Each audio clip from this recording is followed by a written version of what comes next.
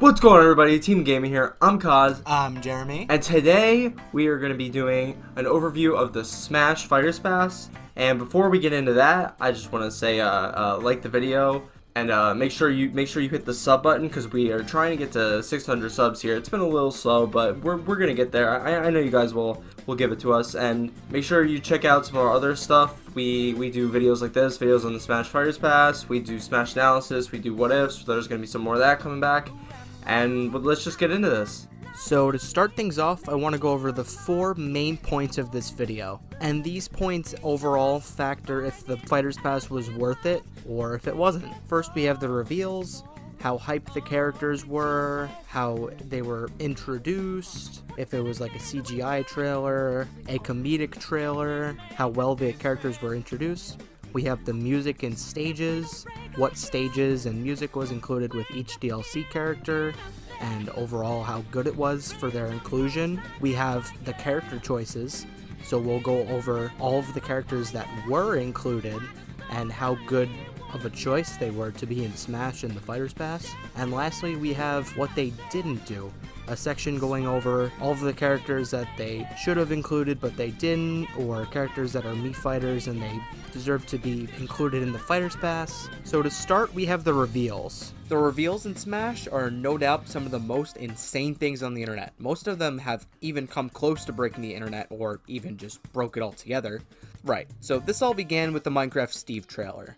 Everyone and their dad was talking about the moment where Steve broke through the wall and shocked Mario. This was one of the craziest things to happen in all of gaming. Like, damn, Steve is in Smash. Then there are reveals with action like you've never seen before. Forget John Wick. In Smash, you have Sephiroth killing Galeem.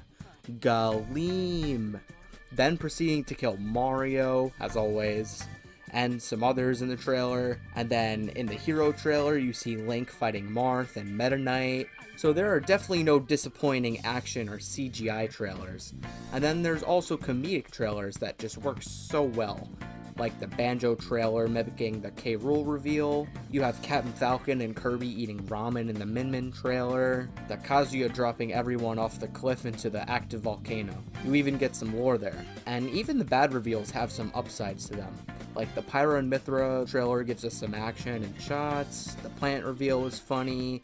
And the Byleth trailer, oh well, never mind that. Finally, to top it off, they gave us a beautiful Sora trailer, finishing off with a handshake to end Smash Ultimate.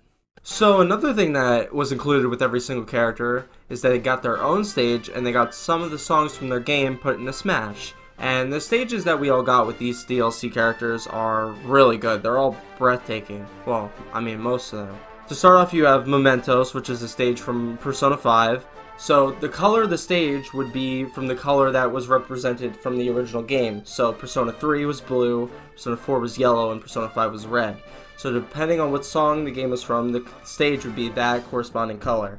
So that was a really cool detail. And the stage also just looks amazing. And then there's stages like Heroes stage, which goes over all of Dragon Quest XI. That looks, it's crazy. There's also some spoilers in there. And then you have Spiral Mountain, which is just, For Banjo-Kazooie fans, it's crazy to see Spiral Mountain in HD form.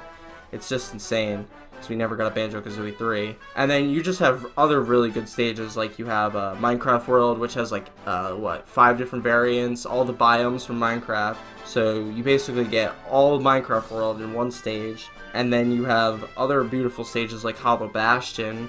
They really went all out with these stages. For music, generally for a character you would have around 10 songs. Sometimes you get way more. There is a total of 155 songs for all the DLC, and that also counts the 3 songs we got from Mii's. That is just a ton of music, and most of it is really good. I can name like 5 right off the top of my head.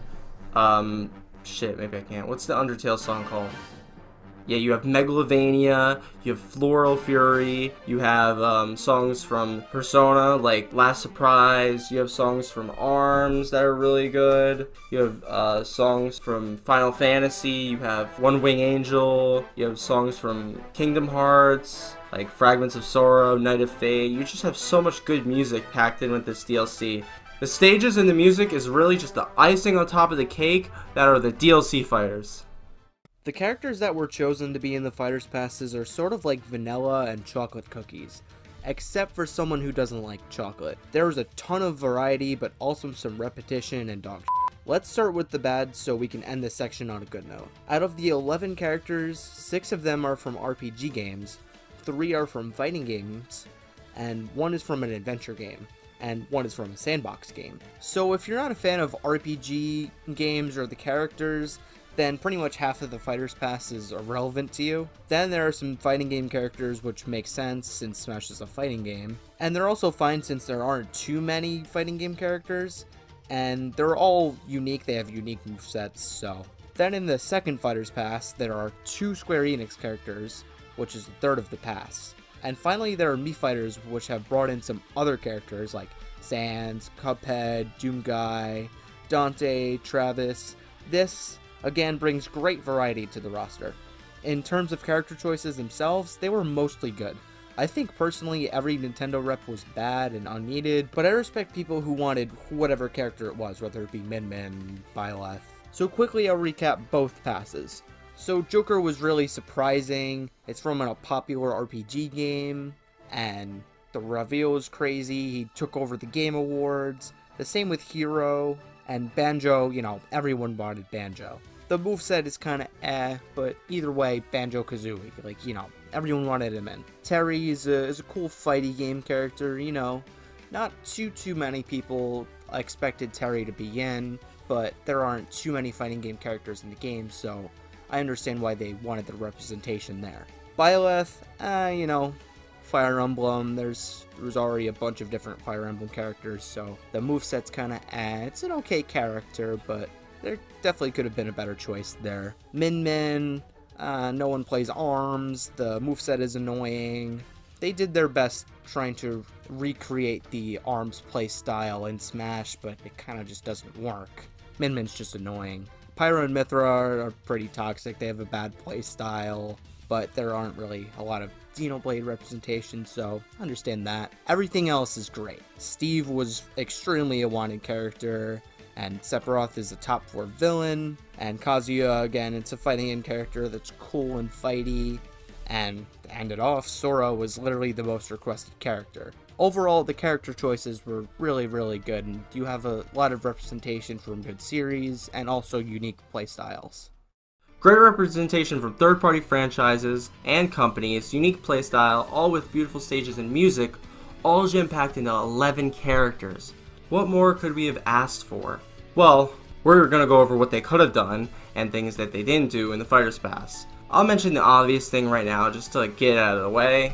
Nintendo could have put in more characters that people wanted. Now I get it, I understand there's limits and there's terms too much characters, but come on, like, could have Dante, Crash, Sans, Cuphead, Master Chief, whoever you can think of. There's designs that we saw, like for example, like we saw Dante as a Mii fighter. Oh, we were crying, tissues and all. Like he could have had like cool guns spinning, like Joker, and he could have been turned into a demon, Bayonetta stuff. Oh, it would have been so cool. Think of the things they missed out on.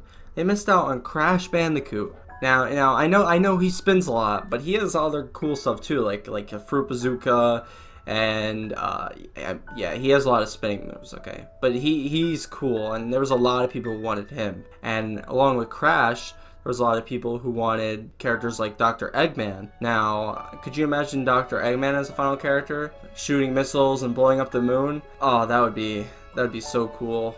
And we would finally get another Sonic rep. Like, we can get 4 Square Enix reps back to back, but we can't get another Eggman rep.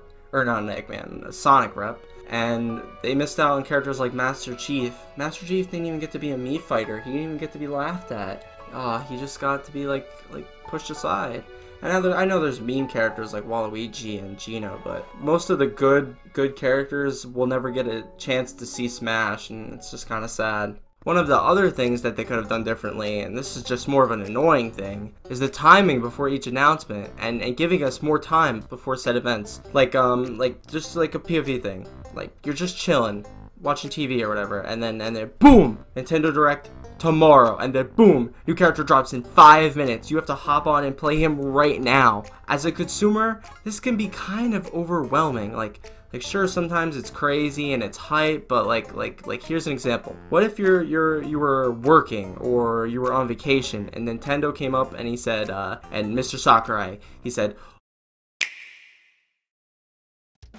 "Oh, surprise! The last character is being revealed and we're going to have everything revealed in a couple days." Lol. True story. Well, now you have to wait till your shift's over or whatever it may be, and you have to avoid spoilers. And we know you're gonna open social media and get spoiled anyway, so you're kind of screwed. Personally, if Nintendo gave us a list of announcements, like a schedule, if they give us a big schedule a month or two beforehand, it would be more nice. We would have more time to plan videos and fun events. Like, as a content creator, it's really hard to plan streams and videos just beforehand when all this stuff comes up in your face like 10 seconds beforehand. And not even like as a content creator, like even if you're someone who just wants to play and chill with your friends, like it's just really hard to plan stuff out when it all is so random and sporadic.